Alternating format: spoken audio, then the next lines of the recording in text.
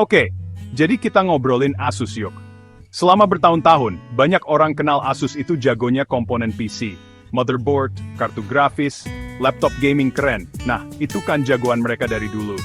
Tapi selama 10 tahun terakhir ini, mereka pelan-pelan hampir diam-diam bikin tempat sendiri di pasar smartphone. Mereka nggak selalu jadi pusat perhatian kayak Apple atau Samsung, tapi mereka selalu kasih inovasi baru, apalagi dengan seri HP gaming ROG dan Zenfone yang ringkas. Nah, seri Zenfone ini, khususnya, selalu disukai sama orang-orang tertentu yang cari HP kuat nggak neko-neko, yang seringnya fokus ke kamera bagus atau ukuran yang pas di tangan, yang sekarang udah jarang banget di dunia Android. Sekarang, dengan Zenfone 12 Ultra, kayaknya Asus mau lebih berani nunjukin diri. Mereka nggak cuma mau main di pasar tertentu lagi. HP ini kayaknya langsung mau saingan di kelas HP paling mahal. Asus itu punya sejarah sering dengerin masukan dari penggunanya, dan perbaiki produknya berdasarkan masukan itu. Mereka pernah coba-coba kamera putar, fokus ke HP kecil tapi kuat, dan ngeluarin beberapa HP yang oke banget. Nama Ultra sendiri nunjukin kalau mereka masukin semua yang terbaik ke HP ini. Ini tanda kalau mereka percaya diri, bisa bersaing sama yang paling jago, yang paling tong kuasai penjualan dan jadi omongan di dunia teknologi global. Pasar HP di tahun 2025 ini, persaingannya ketat banget.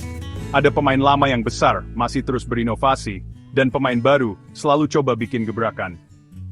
Buat Asus ngeluarin HP Ultra, mereka harus kasih lebih dari sekadar spek tinggi. Mereka butuh paket yang lengkap, pengalaman pakai yang enak, dan mungkin beberapa fitur unik andalan yang beneran berguna. Sekarang bukan cuma soal prosesor atau berapa megapiksel kameranya, tapi soal gimana semua bagian itu kerja bareng buat jadi HP yang orang mau pakai setiap hari, buat bertahun-tahun ke depan. Jadi, pertanyaan besarnya, Zenfone 12 Ultra ini beneran sesuai sama janjinya sebagai Ultra nggak ya? Apa ini HP yang bikin Asus naik kelas di dunia HP? Aku udah lumayan lama nyobain HP ini, udah aku coba macem-macem, dan di review ini, kita bakal bahas tuntas semua yang ditawarin. Mulai dari desain, layar, kamera, performa, sampai baterai dan fitur uniknya. Kita lihat, apa Asus beneran bikin jagoan baru. Yuk kita mulai. Jadi kamu dapat Zenfone 12 Ultra, dan pengalaman buka kotaknya sih standar Asus ya, jadi simple tapi berguna. Kotaknya sendiri dibuat dari bahan daur ulang, ini bagus sih, makin banyak yang pakai. Di dalamnya paling atas ada HP-nya. Unit yang aku review ini warna Cosmic Blue, dan keren banget kelihatannya. Nanti kita bahas lebih lanjut soal desainnya ya. Di bawah HP-nya ada kotak kecil isinya kertas-kertas biasa, panduan singkat, info garansi, sama colokan buat buka SIM card. Nggak ada yang aneh di sini, tapi semuanya dikemas rapi. Satu hal yang perlu dicatat itu apa aja yang ada di dalam, dan yang lebih penting lagi, apa yang nggak ada. Asus kasih kabel USB-C ke USB-C di dalam kotak. Ini bagus, dan nggak kayak merek lainnya yang pelit banget isinya. Asus juga kasih kepala charger. Kali ini adapter Hypercharge 100 watt mereka. Ini nilai plus banget karena kamu nggak perlu beli charger lain buat dapetin kecepatan ngecas paling kencang yang didukung HP ini. Asus juga kasih casing pelindung standar di dalam kotak. Casing TPU bending biasa, nggak mewah, tapi berguna banget. Artinya HP kamu jadi aman dari hari pertama, langsung dari kotak, sambil kamu mikir mau beli casing yang lebih kuat atau lebih gaya. Ini hal kecil, tapi nambah nilai, dan nunjukin kalau Asus mikirin kebutuhan langsung penggunanya. Banyak HP mahal sekarang nggak kasih casing, jadi ini bagus banget Zenfone 12 Ultra kasih. Bantu jaga HP baru kamu tetap mulus lebih lama. Kesan pertamaku pas pegang HP ini positif. Ada beratnya gitu yang berasa HP mahal, tapi nggak kegedean juga. Bahannya enak dipegang. Settingnya gampang, kayak HP Android biasa. Layarnya kelihatan cerah banget pas pertama nyala. Langsung terasa kalau HP ini dibuat dengan baik. Tentu aja, ujian sebenarnya pas dipakai sehari-hari sih. Tapi sejauh ini kesan pertamanya, Zenfone 12 Ultra mulai dengan baik. Bikin makin penasaran sama kemampuannya. Oke, kita bahas desain dan kualitas buatan Zenfone 12 Ultra. Asus pilih tampilan yang aku sebut industrial yang udah disempurnain. Nggak norak, tapi jelas terasa mewah. Bagian belakangnya dibuat dari Gorilla Glass dengan lapisan matte baru. Asus nyebutnya Aura Matte. Halus banget pas dipegang dan sidik jari atau kotoran nggak gampang nempel. Ini juara banget sih. Rangkanya dibuat dari aluminium sekelas bahan pesawat. Pinggirannya ada lekukan halus yang bikin enak digenggam dan kelihatan elegan. Bagian kamera belakangnya lumayan gede, ya namanya juga HP Ultra. Bentuknya kotak, tapi lebih nyatu sama desainnya dibanding beberapa tonjolan kamera yang gede banget yang pernah kita lihat. Nggak terlalu nonjol, jadi HP-nya lumayan stabil di meja, walau masih goyang dikit. Tombol power sama volume ada di kanan, dan enak dipencetnya, responsif. Ada juga tombol pintar di kiri yang bisa diatur, yang bisa kamu program buat buka macem-macem. Fitur yang selalu aku suka buat akses cepat ke kamera atau Google Assistant. Soal kenyamanan di tangan, Zenfone 12 Ultra ini pas banget. Walaupun bukan HP kecil kayak Zenfone dulu, tapi nggak kegedean juga kok. Ukurannya dipikirin matang-matang, dan lekukan halus di belakangnya bikin nyaman dipegang.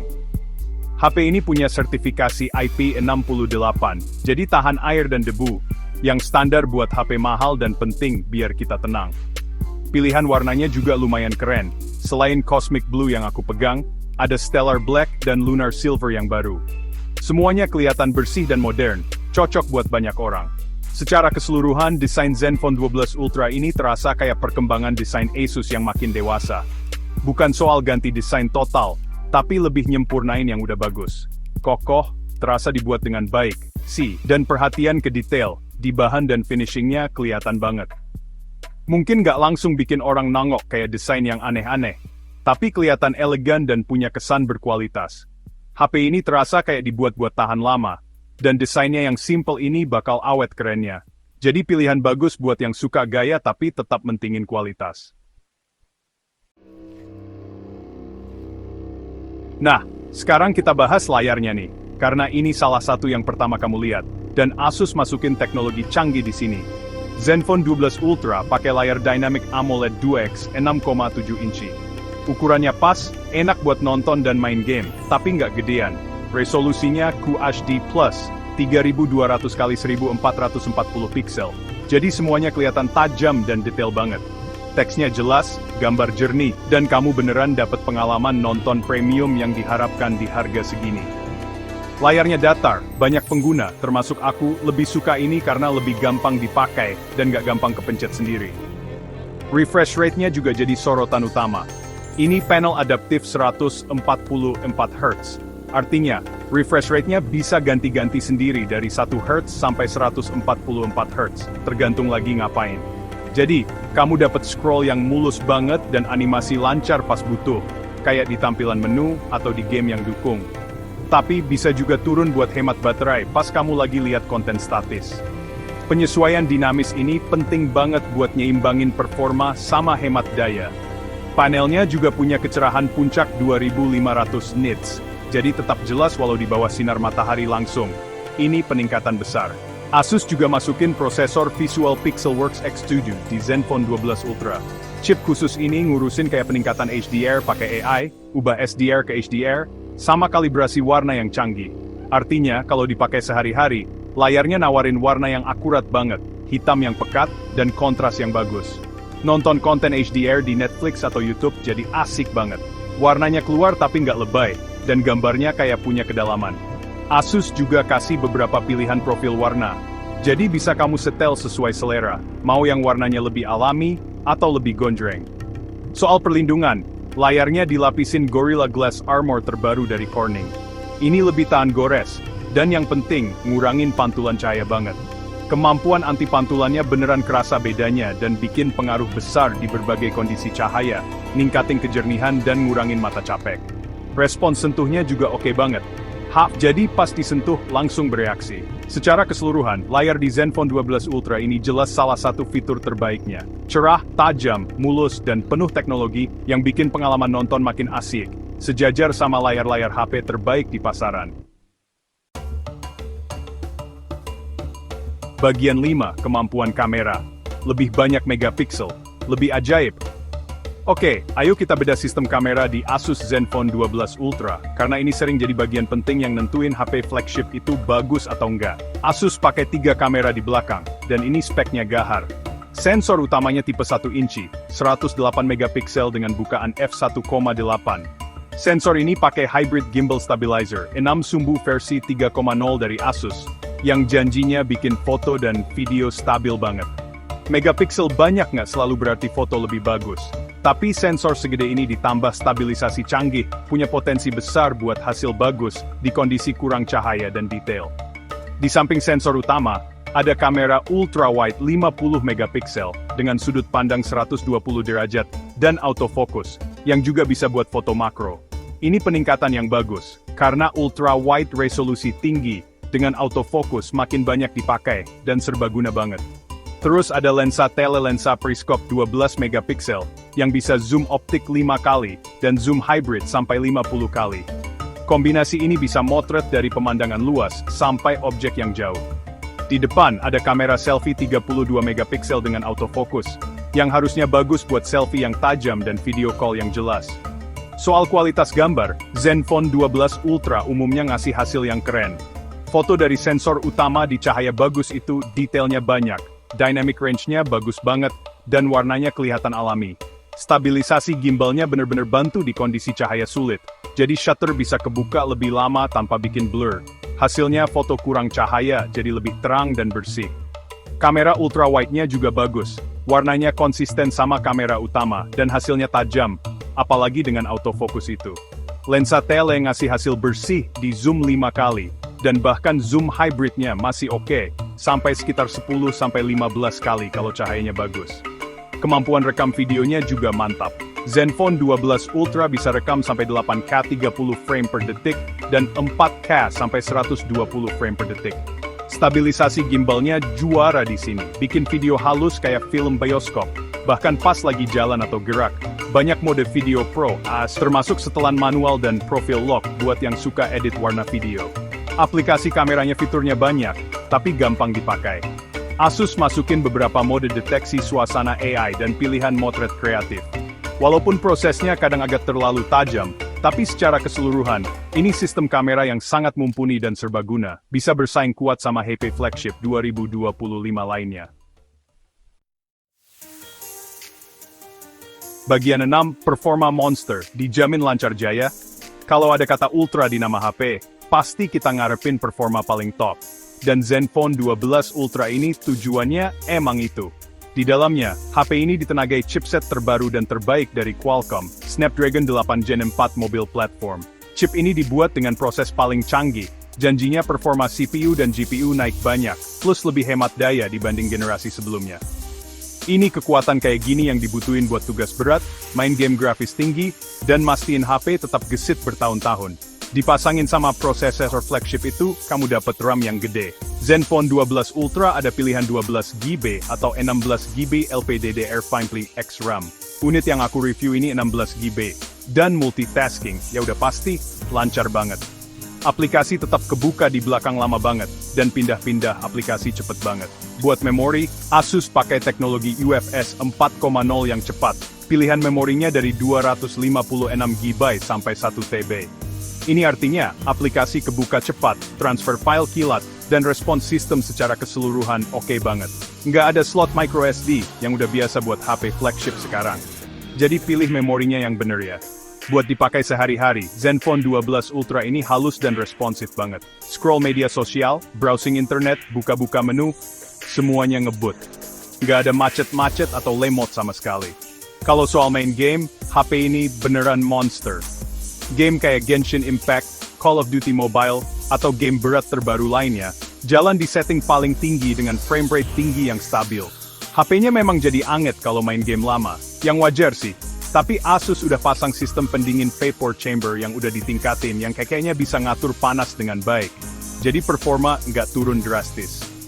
Selain cuma tenaga mentah, paket performa secara keseluruhan terasa dioptimalkan dengan baik. Software Asus yang nanti kita bahas lagi, lumayan ringan, dan nggak bikin sistem jadi berat. Layar dengan refresh rate cepat melengkapi mesin yang kuat, bikin setiap interaksi terasa lancar. Entah kamu pengguna berat yang buka banyak aplikasi berat, gamer mobile sejati, atau cuma orang yang suka pengalaman cepat dan mulus terus-terusan, performa Zenfone 12 Ultra ini kayaknya nggak bakal ngecewain. Beneran sesuai sama julukan powerhouse, semua kerjaan berat dilibas dengan gampang. Bagian 7, daya tahan baterai dan kecepatan ngecas kuat seharian. Oke, jadi HP kuat dengan layar cerah dan refresh rate tinggi butuh baterai yang mantap buat dukung itu semua. Asus Zenfone 12 Ultra dipasangin baterai 5000 mAh. Ini kapasitas yang lumayan standar buat HP flagship seukuran ini di tahun 2025. Dan ini awal yang bagus. Tapi, daya tahan baterai itu bukan cuma soal kapasitas, tapi soal optimasi antara hardware dan software. Dengan Snapdragon 8 Gen 4 yang lebih hemat daya, dan optimasi software dari Asus, aku penasaran HP ini bisa tahan berapa lama dalam sekali cas. Dalam pengujianku, yang isinya campuran browsing, media sosial, nonton video, pakai kamera dikit, sama main game sedikit, Zenfone 12 Ultra ini kuat seharian penuh. Di kebanyakan hari pas mau tidur biasanya sisa baterai sekitar 20-30%, ini lumayan oke. Layar nyala biasanya sekitar 6-7 jam, tergantung seberapa sering dipakai dan kecerahan layar. Buat yang pakainya ringan, ini bisa banget jadi HP yang tahan 1,5 hari. Refresh rate adaptif dan fitur hemat baterai lain di Zen UI pasti bantu banget di sini, biar baterainya awet semaksimal mungkin. Soal ngecas, Asus udah kasih charger kabel hypercharge 100 watt di dalam kotak, seperti yang aku bilang tadi. Ini ngecasnya cepat banget. Asus bilang bisa dari 0 sampai 100% sekitar 25 menit. Dan pengujianku nunjukin emang deket banget sama angka itu. Ngecas dari 0 sampai 50% cuma sekitar 10 menit. Ini praktis banget kalau butuh ngecas cepat sebelum pergi. HP-nya memang jadi lumayan hangat pas ngecas cepat ini, tapi nggak sampai bikin khawatir. Dan kecepatan ngecasnya melambat mau penuh-penuh buat jaga kesehatan baterai. Zenfone 12 Ultra juga dukung wireless charging. Ini tambahan yang bagus. Dukung sampai 50 watt wireless charging pakai charger key yang cocok. Ini lumayan cepat buat standar wireless. Selain itu, ada reverse wireless charging 10 watt. Jadi bisa buat ngecas earphone atau HP lain kalau darurat. Secara keseluruhan, paket baterai di Zenfone 12 Ultra ini kuat. Daya tahan bagus ditambah ngecas kabel super cepat dan pilihan wireless yang praktis. Jadi nggak perlu khawatir soal baterai buat kebanyakan orang. Ini HP yang bisa diandelin banget soal daya. Bagian 8, software cerdas dan fitur unik, pengalaman pakai Zen UI. Ayo kita bahas software. Asus Zenfone 12 Ultra jalan pakai Android 15 dengan tampilan Zen UI dari Asus di atasnya. Selama bertahun-tahun, Zen UI udah berubah dari yang dulu agak berat dan banyak fitur, jadi jauh lebih bersih dan mirip Android murni, tapi dengan tambahan yang berguna. Versi ini ngelanjutin tren itu. Pengalaman yang lumayan ringan, ini bikin HP-nya jadi gesit secara keseluruhan. Kamu dapat fitur inti Android 15, plus tambahan dari Asus yang umumnya berguna, bukan aplikasi bawaan yang ganggu. Desain tampilannya bersih, tema dan ikonnya bisa diganti-ganti. Asus masukin lumayan banyak fitur pintar. Game Genie, fitur buat main game mereka, balik lagi lebih bagus. Ada kontrol performa, rekam layar, fitur makro, dan cara blokir notifikasi pas main game. Ada juga Mobile Manager, yang bantu optimalkan performa, bersihin memori, dan ngatur izin aplikasi. Salah satu tambah menarik itu, AI Noise Cancellation buat telepon dan rekaman. Ini lumayan efektif buat ngilangin suara berisik di latar belakang. Ada lagi tombol pintar yang bisa diatur dan udah ditingkatin, yang bisa dipetakan buat buka aplikasi, ganti setelan, atau bahkan lakuin aksi tertentu di dalam aplikasi. Jadi nambah personalisasi dan kemudahan. Salah satu gabungan hardware-software yang paling menonjol, tentu aja Hybrid Gimbal Stabilizer 6 sumbu versi 3.0. Ini bukan cuma istilah marketing, ini secara fisik gerakin modul sensor buat ngelawan guncangan. Di aplikasi kamera, kamu bisa lihat efeknya. Apalagi di mode video di mana rekaman kelihatan stabil banget, hampir kayak direkam pakai gimbal beneran. Asus juga kasih pilihan setelan canggih buat gimbal di mode Pro. Selain kamera, getaran di HP ini enak banget, pas dan kuat, bikin terasa mewah pas ngetik dan navigasi biasa. Speaker stereonya disetel sama direct, juga ngasih suara yang kencang, jernih, dan ternyata kaya. Asus janjiin 3 kali update besar Android OS dan 4 tahun update keamanan buat Zenfone 12 Ultra. Ini bagus, walau beberapa saingan sekarang nawarin dukungan lebih lama lagi.